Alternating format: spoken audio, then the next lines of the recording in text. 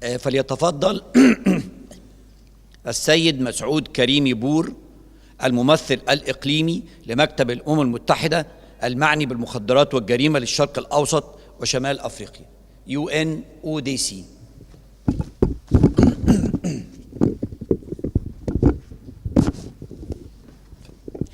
Thank you.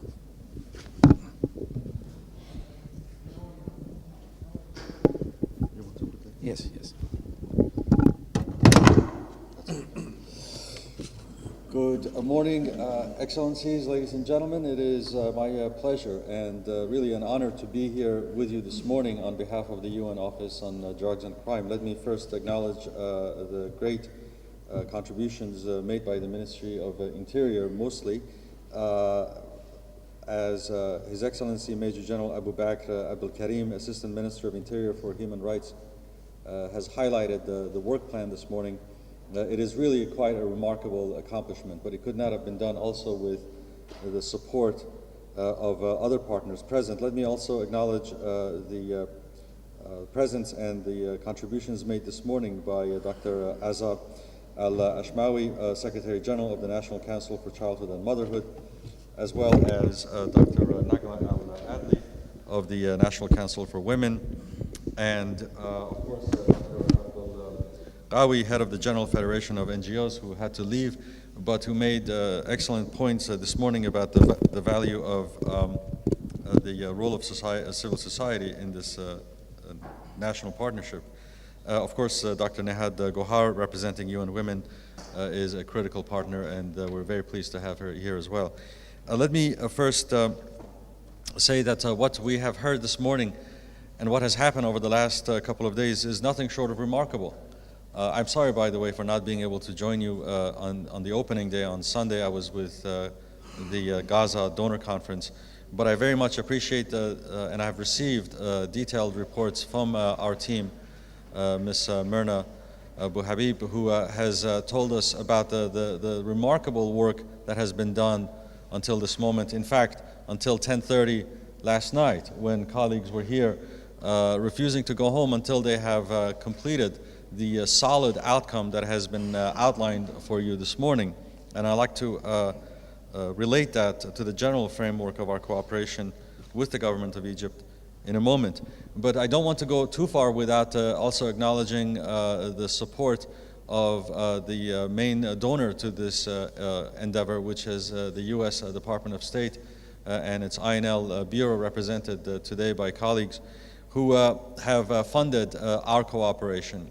And let me tell you why it's important to acknowledge the role of our donor partners, in that UNODC does not bring funding of its own to provide its expertise. It can only do so through the generosity of Friends of Egypt. And in this case, the US has been generous. And what I think today's accomplishment also represents, it's a vehicle for the international community who consider themselves Friends of Egypt to step forward and to move beyond what has been properly expressed so far as concerns for the issue of violence against women in Egypt, but to deliver, as the US has. But as today's document shows, there is so much more to be done. The outcomes of this conference are concrete plans and actions that need to be delivered in support of the Ministry of Interior and other institutions of Egypt that have shown the political will to now move beyond expressions of concern, but to actual concrete steps in strengthening the national response and to combat violence against women. And that takes resources. And if you want this issue addressed as a priority, and I know that you do, because I'm speaking on the sidelines to everyone, from His Excellency Minister Mohammed Ibrahim of the Ministry of Interior, down to various other partners, including civil society. Everyone wants to treat this as a national priority, and that takes resources, and that takes funding. So I invite Friends of Egypt to step forward and deliver on this front.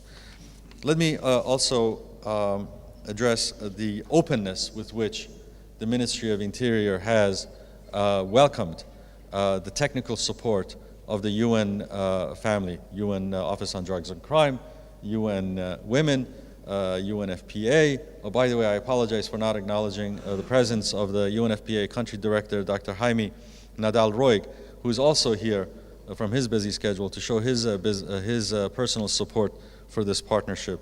And so the UN family is coming together and working with a very open and very engaged Ministry of Interior, National Council for Women, National Council for Childhood and Motherhood, and other partners. And today's outcome represents this expression of serious commitment and openness to move forward to actually deliver solid, positive results in combating violence against women. Let me, at the same time, also acknowledge that what we're talking about really is not an isolated technical issue. Violence against women is only an expression that has broader implications. It's a cross-cutting issue that links to gender justice, and gender justice links to gender equity. When girls and women are discriminated against or are victimized because of violence, they are held back from opportunities and growth. They are held back from educational opportunities. They're held back from economic opportunities. When half the population of any country is held back from empowerment, that society cannot fully realize its potential. It's simple math. Half of the population are girls and women. When they are discriminated against, when they are left to be victimized and not given the full support of their community and their government, they are held back and denied access to basic services and access to economic development. Let me also address this issue. Egypt is not alone in this problem. Egypt is only one of many, many countries who are combating violence against women and who deserve the support of the international community. I was myself an immigrant who found myself moving to a Western country and receiving the benefits of education.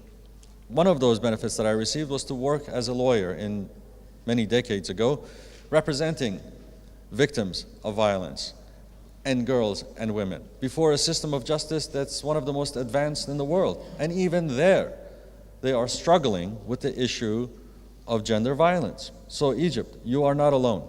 Let me address also the girls and women of Egypt who are victims. You are not alone. What you see here today, the Ministry of Interior and other institutions of the Egyptian government and civil society coming together, they are telling you, you are not alone. You will receive the full support of your community and your society and your government from the moment you report a crime of violence against you or against a family member. You will receive specialized attention. You will receive specialized care. You will receive the support that you need to be heard and to receive justice. This is the promise, I think, that is being made today by the government of Egypt through this program of cooperation. This is the promise you are receiving today from Friends of Egypt, from the United Nations and the international community. You will be heard.